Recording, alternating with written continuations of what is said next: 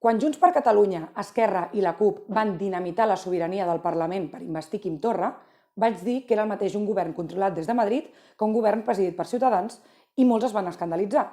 Avui, 2 anys després de la investidura de Quim Torra, hem de veure com Esquerra i els comuns abracen el discurs de Ciutadans pel que fa a l'ús del castellà a TV3, mentre que Junts per Catalunya mira cap a una altra banda i s'excusa en les audiències, que sustenten des de la final de la Champions League fins a Gran Hermano. Si us hi fixeu, si canvieu la paraula purs o hiperventilats o tòxics per la paraula talibans, que és la que fa servir Carrizosa per referir-se als que defensem una televisió pública íntegrament en català, veureu que els discursos d'Esquerra i Comuns i els de Ciutadans i també el de Junts per Catalunya per omissió coincideixen sobre la qüestió. En comptes de protegir l'últim reducte audiovisual que queda en català, la Corporació Catalana de Mitjans Audiovisuals es dedica a matar mosques a canonades promocionant youtubers en català des dels mateixos programes que fomenten una visió hispanocèntrica de l'actualitat. Això en un moment en què els youtubers alemanys, danesos, flamencs, finesos es passen a l'anglès per competir en un mercat global com és el de la xarxa. Si en aquests països, Alemanya, Finlàndia,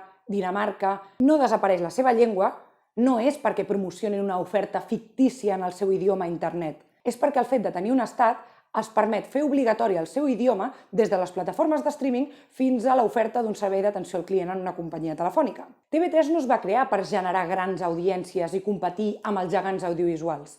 TV3 es va generar per normalitzar l'ús del català en totes les situacions possibles, fent-lo una llengua útil. I si comença a no fer-ho, serà una televisió de Castella-La Manxa més, sense cap element diferencial i, per tant, susceptible de desaparèixer. S'equivoquen els que pensen que ha de ser un reflex de la societat que precisament encara té problemes per utilitzar la seva llengua, el català, en els jutjats, en el Congrés, en el 99% dels mitjans de comunicació amb difusió a Catalunya. Per aconseguir que els altres facin seva TV3, no l'has de convertir en una altra cosa. L'has de convertir en una cosa útil. Tot això ho saben els polítics independentistes? Sí, ho saben els polítics independentistes. Però han optat per acceptar la progressiva substitució del català pel castellà per mantenir les seves quotes de poder.